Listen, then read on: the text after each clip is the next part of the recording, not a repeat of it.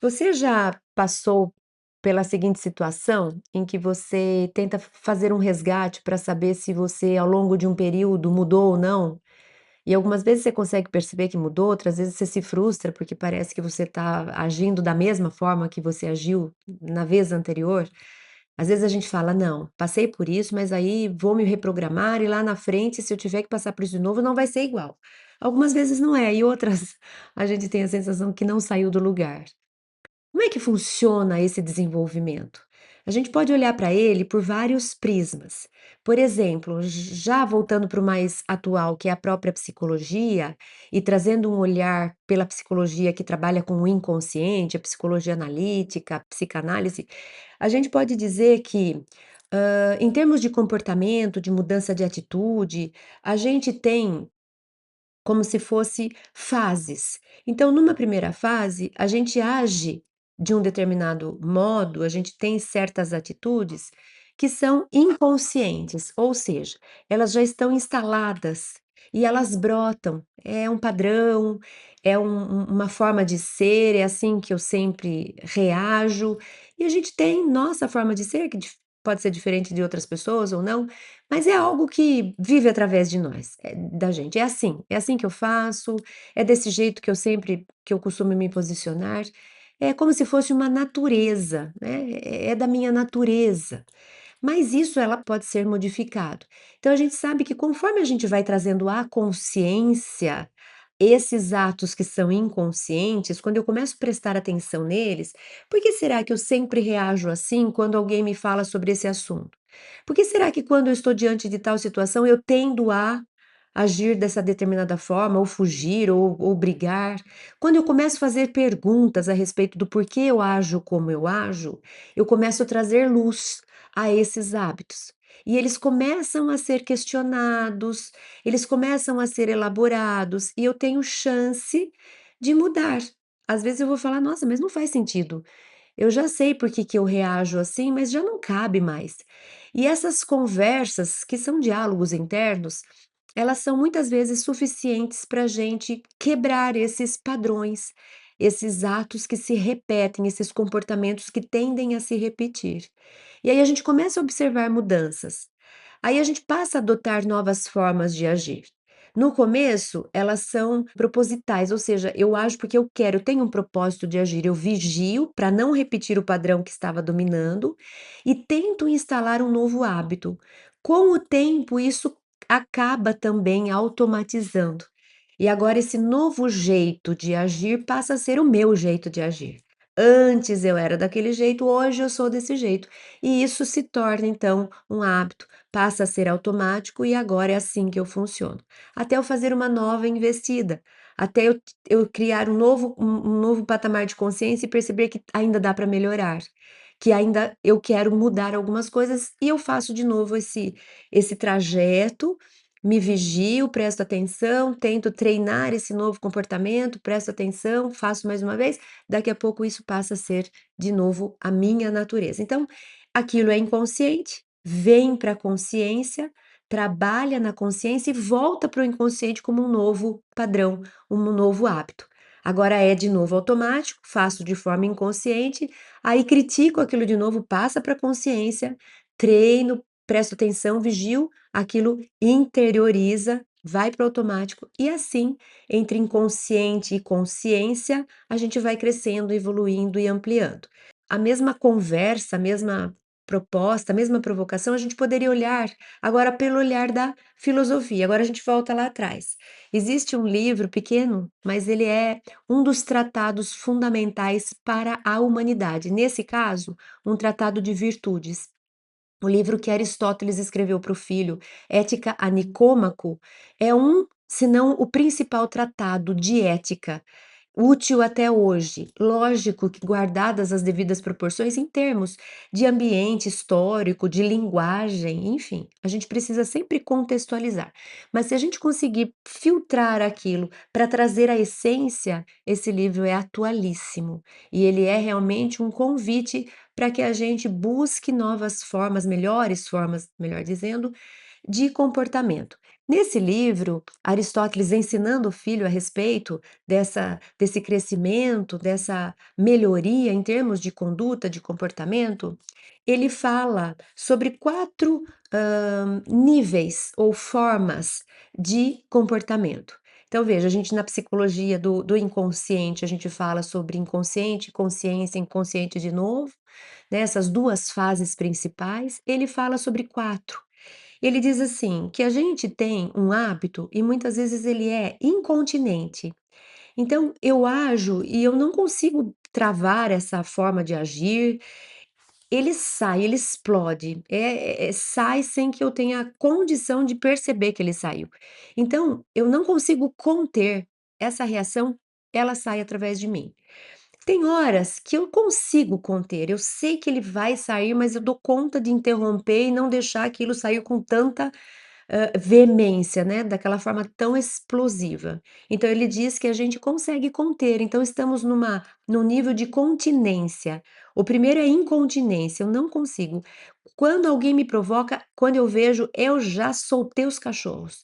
Eu não consigo controlar, isso é incontinente.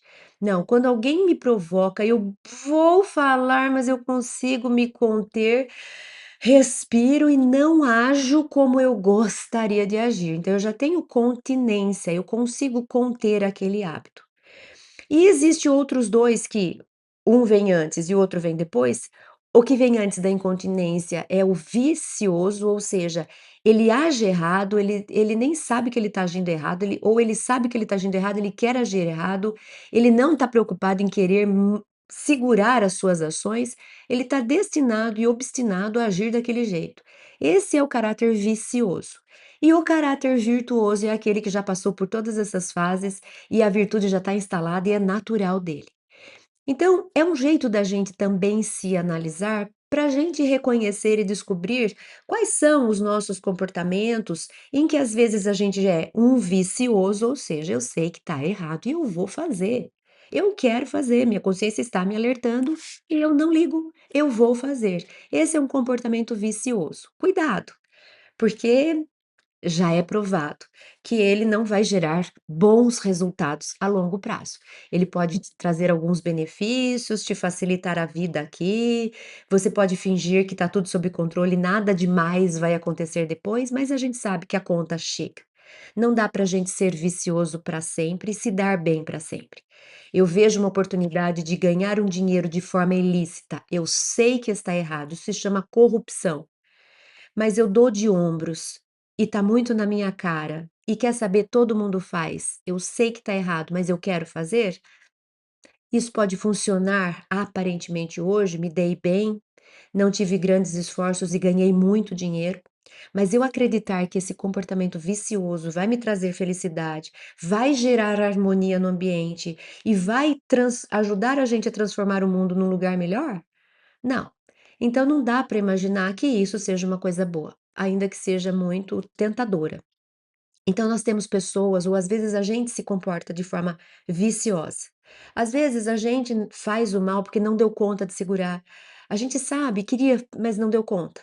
Então a gente é esse incontinente. Esse incontinente é assim, não consegui falar não. Eu vi que tinha uma coisa errada sendo feita, eu vi que estavam fazendo na minha frente, eu poderia ter me posicionado, eu poderia ter gritado, eu poderia ter denunciado, mas eu fiquei com medo, eu não fui corajoso o suficiente, então não dei conta, não me posicionei, eu fui incontinente. Aquele mau comportamento, ele agiu através de mim. Eu agi errado, eu sabia que eu estava agindo errado, eu não queria ter agido errado, mas eu não consegui fazer diferente. Então, um pingo de consciência já está melhor aí do que aquele que se compraz no mal, daquele que está aqui se comprazendo no mal. Esse segundo, ele já não se compraz, a consciência cobrou, mas ele não conseguiu. Aí a gente vai conseguindo lidar com essas questões internas e vai se fortalecendo e vai domando mais o poder da vontade, de acordo com o que racionalmente a gente entende que está alinhado com o bem, e a gente consegue entrar nesse terceiro ponto que é: foi difícil falar não, foi difícil me posicionar, foi difícil corrigir, mas eu dei conta. Eu não queria fazer, eu queria ir embora, fingir que eu não vi, eu queria fazer de conta que não era comigo a história, eu queria fazer o mais fácil, mas a minha consciência não me deixou. E aí eu falei, me dei mal porque falei, mas eu fiz o que meu coração mandou, o que minha consciência me pediu, então eu sou continente. Não dá para dizer que eu já sou um virtuoso, porque isso não brota naturalmente como essas grandes almas que passaram pela Terra. Mas já existe uma bela briga aqui. E essa briga eu tenho conseguido vencer muitas dessas batalhas. Muitas vezes eu vou fazer o errado, mas eu consigo me refrear para fazer aquilo que minha consciência me pede. E esse treino vai sendo exercitado até ser internalizado, até se tornar o inconsciente lá da psicologia. Nessa hora eu posso dizer, nesse ponto já sou virtuoso, porque faço o que é certo, o que é o bem, o que é alinhado com o que é bom para a maioria, sem pensar. Aquilo é espontâneo através de mim, sai. Então, isso sim é ser virtuoso. A gente não nasce virtuoso, pelo menos não nesse sentido de não ter feito esforços anteriores. A virtude é uma conquista, ela precisa dessas etapas anteriores. Ela precisa, primeiro, de conhecimento, a gente precisa saber raciocinar e debater o que é certo, o que é errado, o que é o bem, o que é o mal, o que é útil, o que não é útil, o que me realiza, o que não me realiza. Mas eu preciso também me conhecer para identificar em mim esses atavismos, esses automatismos que têm brotado e que não são bons.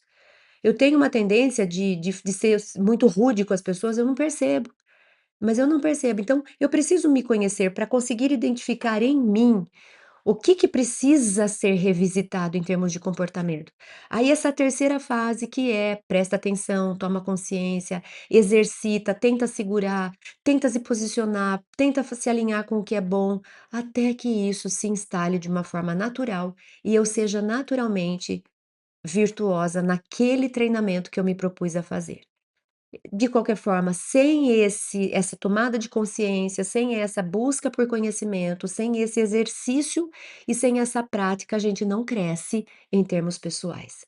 Impossível a gente adquirir virtudes e se tornar mais sábio, mais inteligente, mais talentoso, seja o que for que a gente queira, desenvolver, se a gente não aceitar aprender sobre o assunto, aprender sobre si mesmo diante do assunto, exercitar para melhorar, até a gente ter essa colheita e a gente poder desfrutar de virtudes que vão nos facilitar a vida, ainda que muitas vezes nos afastem daquilo que a sociedade, com seus padrões muito questionáveis, empobrecidos e rasos, dizem que é o bem, mas aquilo não costuma trazer realização, como quando a gente olha para a gente e a gente se sente orgulhoso de ser quem a gente é, em termos essenciais fundamentais, sendo uma pessoa melhor para o mundo e não só para si mesmo, dessa forma egoística que a gente tem visto muita gente bater no peito e achar que está fazendo um grande negócio.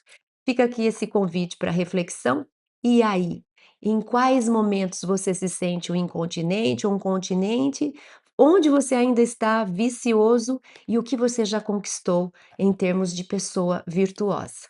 Vale a pena essa reflexão, porque é um jeito da gente incrementar o nosso autoconhecimento.